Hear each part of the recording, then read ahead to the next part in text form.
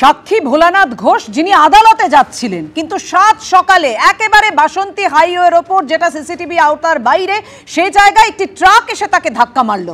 কোন কোন জায়গায় প্রশ্ন উঠছে, কোন কোন জায়গায় সন্দেহের জায়গায় চলে আসছে, কথা বলবো। নিউজ রুম থেকে রয়েছেন আমাদের প্রতিনিধি অতনু হালদার। অতনু, সকালবেলায় ফাঁকা রাস্তা ছিল, আশপাশে গাড়ির যে খুব একটা চাপ ছিল এরকম নয়, যে সেই সমস্ত গাড়িকে সাইড দিতে গিয়ে এই ঘটনাটা ঘটেছে এরকমটা একদমই নয়। ট্রাকটা আসছিল সম্পূর্ণ উল্টো দিক থেকে, গাড়িটা যেদিকে যাচ্ছিল তার ঠিক উল্টো দিক থেকে, এবং সেখান থেকে লেন ভায়োলেট করে, আমি তো বলবো উল্টো কথাটাই, যে লেন রীতিমতো টপকে গিয়ে অন্যদিকে সম্পূর্ণ কোনাকুনি ঢুকে এই গাড়িটাকে সাইড থেকে ধাক্কা মারে। একটা ট্রাক সে যখন একদম সম্পূর্ণ উল্টো দিকের রাস্তায় গিয়ে ঠিক মুখোমুখি আর একটা গাড়িকে ধাক্কা মারছে, তখন যেহেতু ওখানে অন্য কোনো গাড়ি ছিল না, অন্য কোনো গাড়িকে সাইড দিতে গিয়ে ব্যাপারটা হয়নি, বা এরকমও হয়নি যে অত্যন্ত কনজেস্টেড রাস্তা, তার মধ্যে এমন কিছু ঘটনা ঘটেছে যার জন্য গাড়িটা নিয়ন্ত্রণ হারিয়েছে বা কিছু, এরকমটাও হয়নি। একদম ফাঁকা রাস্তায় অন্যদিকে লেনে গিয়ে আর একটা গাড়িকে সাইড থেকে মুখোমুখি ধাক্কা মারছে, এবং ওই ট্রাকটা ওই দিক থেকে আসছে সেটা দেখে গাড়িটা তার গতি কমিয়ে দেয় একটা, এবং রাস্তার নিচে গাড়িটা নামিয়ে দেয়। তারপরেও ট্রাকটা গিয়ে টার্গেট করে সাইড থেকে গাড়িটাকে ধাক্কা মারে। এই যেভাবে পুরো দুর্ঘটনাটা ঘটেছে, এইটা দেখেই মনে হচ্ছে যে এটা স্বাভাবিক কোনো দুর্ঘটনা নয়, এবং এটা এই ট্রাকটি নিয়ন্ত্রণ হারিয়ে এটা ঘটায়নি। এটা একদম নির্দিষ্টভাবে ওই গাড়িটাকে টার্গেট করে ধাক্কা মারা হচ্ছে। ঠিক সেই জায়গা থেকেই সন্দেহ হচ্ছে যে কেন এটা হলো। এবার যদি কেন হলো সেখানে আসি, তাহলে পরে যে নামটা উঠে আসছে সেটা হচ্ছে আমিন মোল্লা। আমিন মোল্লাকে, আমিন মোল্লা হচ্ছে এই শাহজাহান সংক্রান্তই যে সমস্ত কেস করেছে সিবিআই, সেই কেসে এই আমিন মোল্লা একজন অভিযুক্ত, এবং সে এখন পলাতক, তাকে খুঁজে পাওয়া যাচ্ছে না। আর যিনি এই পুরো ঘটনার যিনি সাক্ষী ছিলেন এই শাহজাহানের মামলার, সেই ভোলানাথ কি বলছেন? তিনি বলছেন যে তিনি আমিন মোল্লাকে চেনেন, এবং এই ট্রাক চালাচ্ছিল আমিন মোল্লা। তুই অভিযোগটা বুঝে দেখো, ঠিক আমিন মোল্লা, যে আমিন মোল্লা সিবিআইয়ের কেসে অভিযুক্ত এবং এখনো পর্যন্ত সিবিআই তাকে গ্রেপ্তার করতে পারেনি, পলাতক, সে এই ট্রাক চালাচ্ছিল বলে এই সিবিআইয়ের শাহজাহান সংক্রান্ত মামলার অন্যতম সাক্ষী ভোলানাথ বাবুর দাবি। ফলে তুমি বুঝতেই পারছো যে এখানে একটা প্রশ্ন উঠছে যে তাহলে শাহজাহান এবং তার সঙ্গীরা কি এই আমিন মোল্লা, যে শাহজাহানের একজন সঙ্গী এবং একই সঙ্গে শাহজাহানের মতোই অভিযুক্ত এবং পলাতক, তাকেই কি কাজে লাগানো হলো যে এই মামলার সাক্ষী ভোলানাথ, যার সাক্ষ্য অত্যন্ত গুরুত্বপূর্ণ বলে সিবিআই মনে করছে, তাকে শেষ করে দেওয়ার জন্য? এই প্রশ্নটা এই কারণে উঠছে যে এটা নিছক দুর্ঘটনা নয়, এটা খুনের চেষ্টা হতে পারে, বা খুন করার উদ্দেশ্যে এই পুরো ঘটনাটা হয়েছিল সেটা হতে পারে। এরপরে কি তোমাকে বলবো যে আজকে ভোলানাথ ঘোষের কোর্টে যাওয়ার কথা ছিল।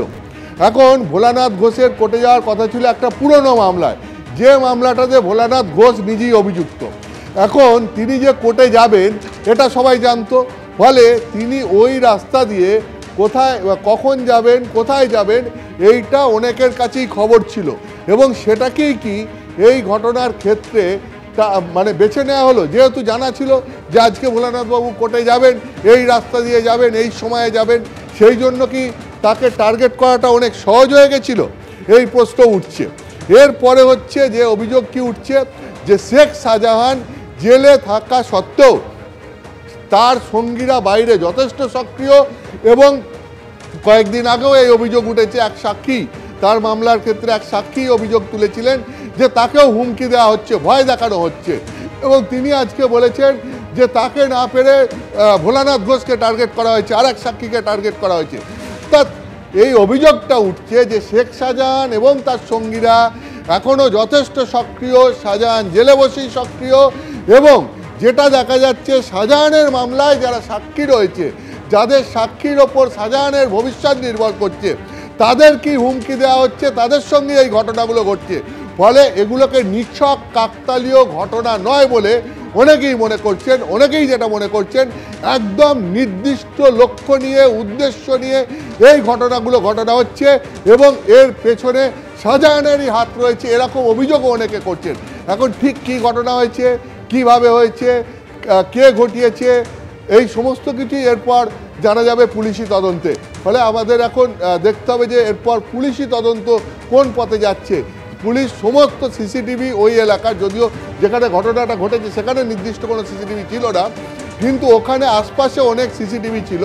সেই সিসিটিভিগুলো খতিয়ে দেখছে, এটাই দেখা হচ্ছে যে একটা খালি লরি, সেই লরিটা যেটা স্থানীয় সূত্রে খবর সেটা গেল, গিয়ে আবার সেটা ব্যাক করে ওই একই রাস্তায় খালি অবস্থায় এলো।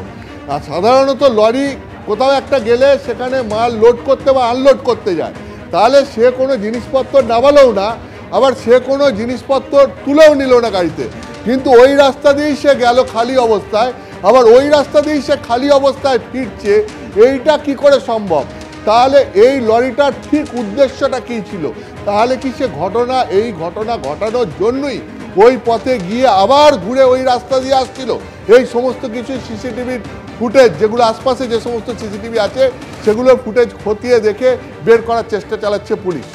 অর্থাৎ অতনু, একাধিক প্রশ্ন সামনে আসছে এই ন্যাজাট কাণ্ডে। ভোলানাথ ঘোষ, যিনি এই মামলার অর্থাৎ শেখ শাহজাহান মামলার অন্যতম গুরুত্বপূর্ণ সাক্ষী, যাকে একটি ট্রাক এসে ধাক্কা মারল, তিনি নিজে কি বলছেন দেখুন।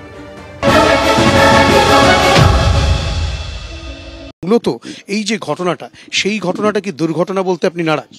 দুর্ঘটনা না সাহেব, কারণ একটা গাড়ি যাচ্ছে, দেখুন যদি কেউ বাঁচাতে যাতে ব্রেক মারবে তাহলে দাগ টায়ার থাকবে রাস্তার উপরে, ওই স্ট্রেট মারলো একদম।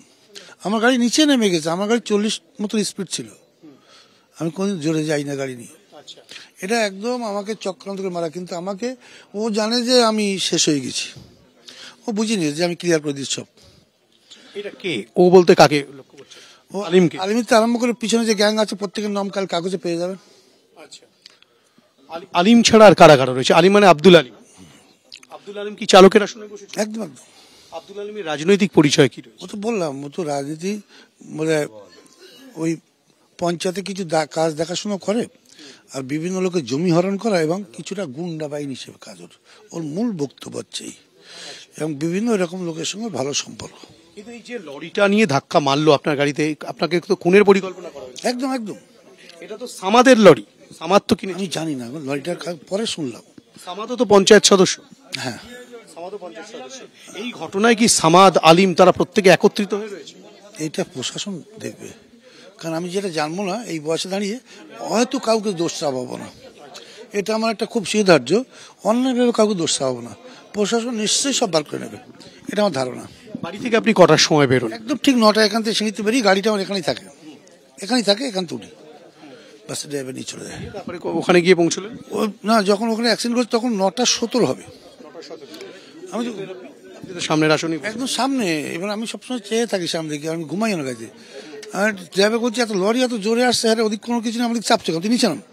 ওই নিচে নাম বলার সঙ্গে সঙ্গে তখন ও ঢালছে, আর আমি তখন লোক করে গাড়ি তখন মারছে। আলিম এরকম ড্যাশবোর্ডের ধারে হাত দেওয়া আছে, ওর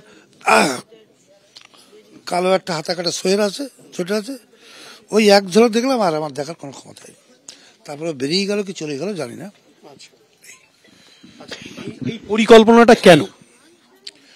ওই যেটা আগে বললাম, যে হয়তো ভাবছে যে আমাদের হয়তো কোনো ক্ষতি করছে এই ভদ্রলোক বা কিছু, এটা ভাবছে, কিন্তু ভাবনা থেকে গেল।